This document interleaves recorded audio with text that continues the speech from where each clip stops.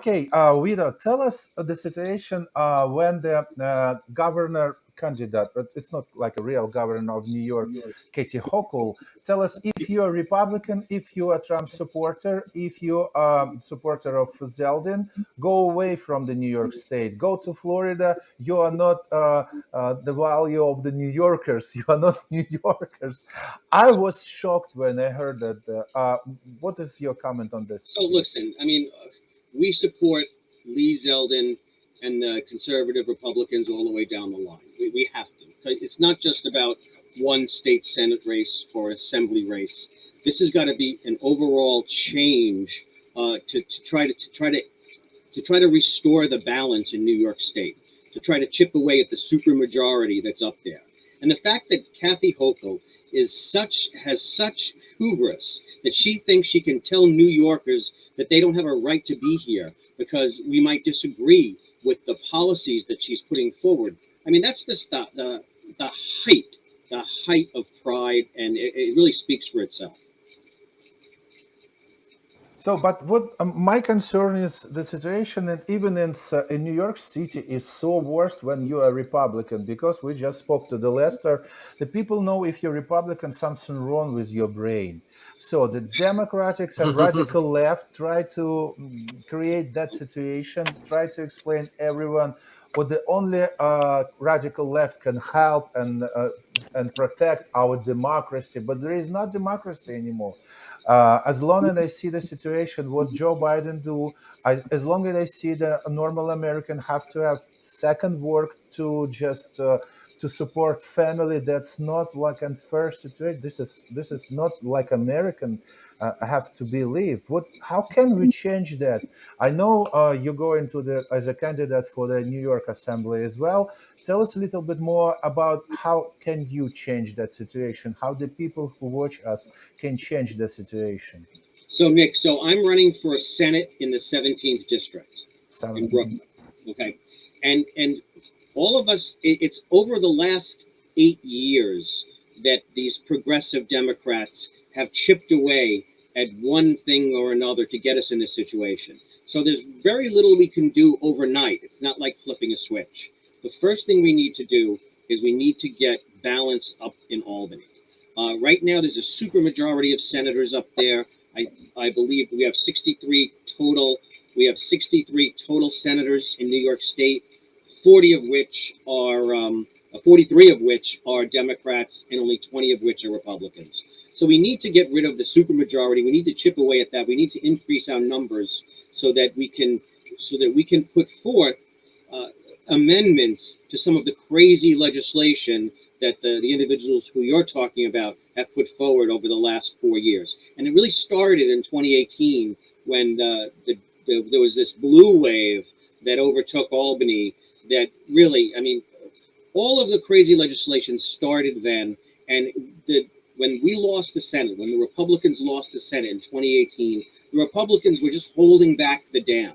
We were just holding back all of this crazy legislation. And as soon as the Republicans lost power, they pushed it all through. So we just need to get back into some kind of balance so that they will listen to reason and they will listen to moderate, common sense opinions about bills and legislation that we could put forward. I said we have a question from Peter. Question for Vito. I saw your palm card and read that belong to school organization. How will you fight the Democrats regarding the drop in student registration and smaller classroom sizes? Well, I mean, hopefully Kathy vetoes this class size matter bill. It's a very flawed bill. May well be good intentioned. It may not be, but this class size bill, and I just posted a video on this, will be less funding per school. What it will do is, especially in District 20, we have schools that are at capacity or at over capacity, and if we reduce class sizes, well, we don't have any classrooms to put all of these kids into another classroom. So we can't really build up. We can't build out. It's New York City. We really don't want trailers around the school. And if we have fewer students or the same amount of students, and we have to create all of these resources to teach the same amount of students, the dollar amount that the school is going to get is not going to go up. So we say we get 25, 30 grand per student. I mean, now we don't have the money for this class size matter bills. And if we did, we would have to cut other programs that parents want. Programs like art and music, and programs like accelerated learning programs, like AP programs. So the class size matter bill is very, very flawed. We should do something if we want to mandate something, and this is all, and we can get into the weeds like crazy with this. But if you want to mandate something, we should mandate a seamless day, 8:30 in the morning to 5:30 in the afternoon for every kid who wants it. A seat in a summer rising program for every kid who wants it, and a seat in an accelerated program for every kid who scores a 4 or better on their state ELA and math exams. This is ways we can spend the money in ways that can actually improve performance among the kids that right now are lagging behind and has the most horrible stats. Like 40 to 60% of black and brown children can't read at grade level. That's unconscionable. And we need to find programs specifically that work to help these kids. And we also need to follow up and find best practices and hold people accountable when programs don't work, and so we could try something different. Well, so look, I mean, we as a party, I think in my platform, we want to do away with the charter school cap.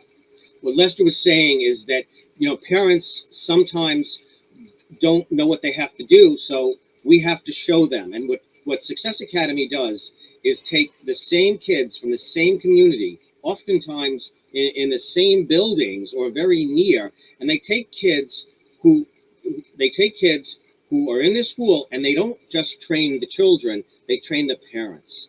And we know that starting in 5th grade, what Success Academy does is explain to the parents what they have to do. They have to read to their children every day. They have to do a report every day. And Success Academy just so outperforms community schools in the same location.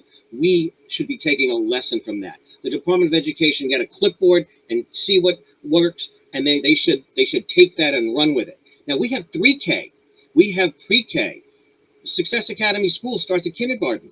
We should have 3K programs and pre-K programs in the most underserved schools in this city. So wherever the test scores are the lowest, that should have the most 3K centers, the most pre-K centers. And we expand out from there until every single 3-year-old and 4-year-old has a seat in a program. A former police officer, right? Yes. So let's talk about the police reform. About what is your what are you thinking about defund the police? What are you thinking about what radical left doing in the democratic states? Chicago, 400% increase of the criminal cases for the last Labor Day. For this Labor Day, they were killed 55 people. And that situation pretty much in New York City. New York City, I believe it's about 55% increase of the criminal cases. And Los Angeles, in my opinion, radical left want to be chaos everywhere, and they say to us, we need to change political system, we need to change Senate, Supreme Court, and all system around, because this is the cause. What do you think about that? What the people are afraid go out, and so the democratic states just told us, oh, this is the gun problem. If you have a legally gun, this is the problem. So let's take away our guns and everything, and let's do criminals do whatever they want to do with us. Well, Nick, you just said everything, right? I don't have to say anything. You did it for me. So I joined the police department in 1986. The 80s, the 70s, and the 80s were a very bad time for New York City. 1977 is usually seen as the nadir of New York City. We had the blackout. We had the riots in the streets. That was the Ford to City drop dead. That was the lowest point of New York City. Crime out of control. Buildings burning all over the city. And when I came on in the 80s, in 1986, it wasn't great. It was still, they just started doing some things. But it was only until 1989, 1990, when we started enforcing we started to institute the broken windows theory of policing.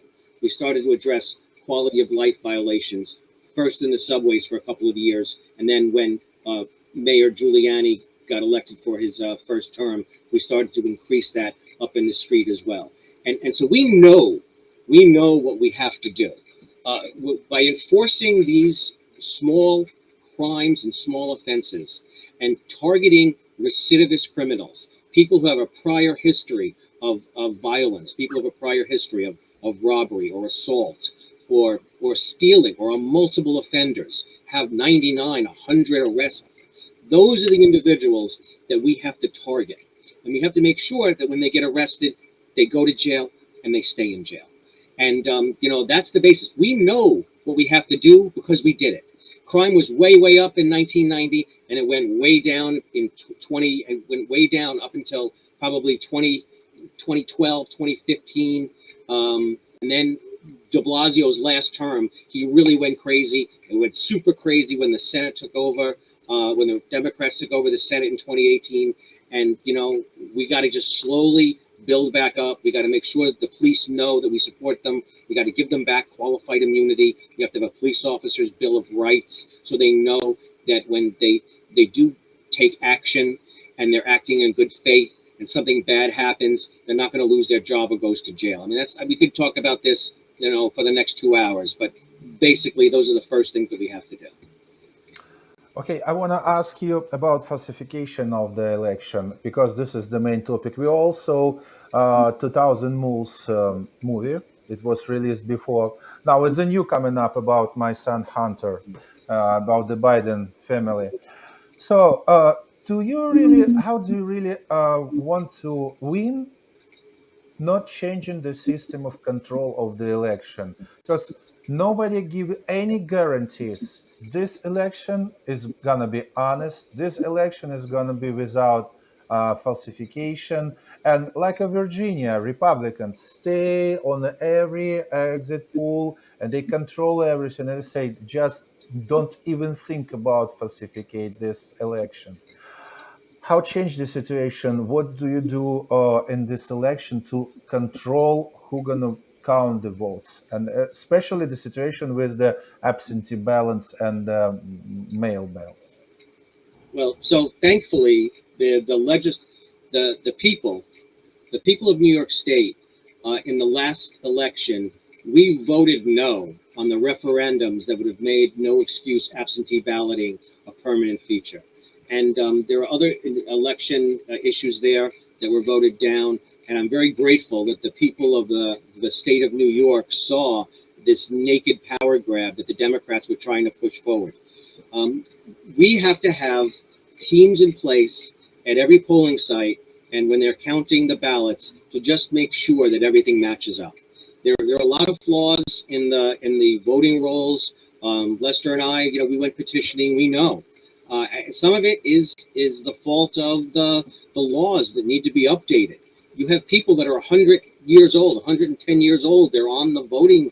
They're on the voting rolls, but they've been dead for years, or they moved away years ago, and no one can clean out those rolls without some kind of crazy onerous requirements that nobody is going to do. I mean, I tell people, my dad was a city worker. When he died, guess what? His pension stopped like within a couple of days. They knew he died and they stopped his pension. Yet someone is dead and they're on the But voting. he still can go and vote for Joe Yeah. Biden. So even if you go to the nursing home, people are really sick that don't even understand what's going on. How they can vote for the for some, the president or someone else? They even don't know what's going on around. So, I do have concerns that people in nursing homes will be unduly influenced by the workers in those homes. Unfortunately, how do you oversee that? How do you? I don't know. I don't know the answer to that. But it's certainly something that is maybe anecdotal, but it's certainly something that needs to be looked at. That's a bigger question than I have the answer for. I got to tell you. Why politicians not raise up this question? Because we got some certain people who cannot go and vote until 18 years old, but there is no requirements the people who is really old. And so, do we need to change that situation? Do we Well, need to change the no why? No. no, listen. We can't take away anybody's right to vote, right? We say that people have Yep. to reach 18 because that's when they can really balance the pros and the cons for each candidate and make an informed decision. Um, I think it's a very slippery slope when we say to some people, "Well, you're too old to vote. You're too this." That just does not work in this country. Everyone should vote, but everyone should it should be their vote. It should be their choice. And I would love to have more checks and balances in place. That's something that I think that as a society would be better off. But I think I think places that started this election integrity issues, I think they have the right idea. We have 10 days of early voting. Why do we need absentee ballots for everybody? If we have 10 days, very few people vote. We maybe have buses where we pick people up and bring them to the early voting site rather than have them fill out an absentee ballot all the time. It's something that we have to agree on in the legislature, and I don't know if it's going to happen. Vito, let us know how can we help, how our viewers can help. Is there any chance to register as a volunteer for your campaign? Let us know. So, what kind of help do you need? Thank you so much, Nick. Yeah, we need all the help we can get. We are running an underdog campaign. We're fighting an opponent who's getting money from the Democrat machine, lots of money from the Democrat machine, lots of money from Democrat politicians. They're funneling it to her, and that's the way they do it, right? They try to overwhelm the system with all of these ads. So, any help you can give us, please. Vito Labella for New York. VitoLabellafOrny.com. And there's information on there how to donate, how to volunteer. We need all the help we can get, and we really appreciate it. We have a super majority of Democrats that are able, without checks and balances, to do whatever they want, and there's no power for the people to say, "Hey, wait, that's not right. That's not fair." We need balance, like everything else in life, right? Is balance, and we need balance in government as well.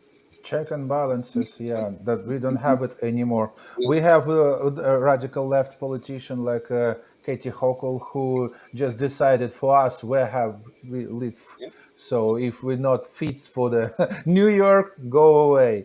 So let's fight for that because this is only we have to fight to make a decision to make our country back better and also for us, for our children, for our family. First of all, I wish you good luck, guys. Thank you so much for your Thank you. time. Once again, Vito Labella, Lester Chang. Please vote for these guys because it's really good guys and they can change the situation. I believe them. Thank you so much, guys. Thank you for the hospitality. Hope to Thank see you for you having again. us. Thank you. Thank you.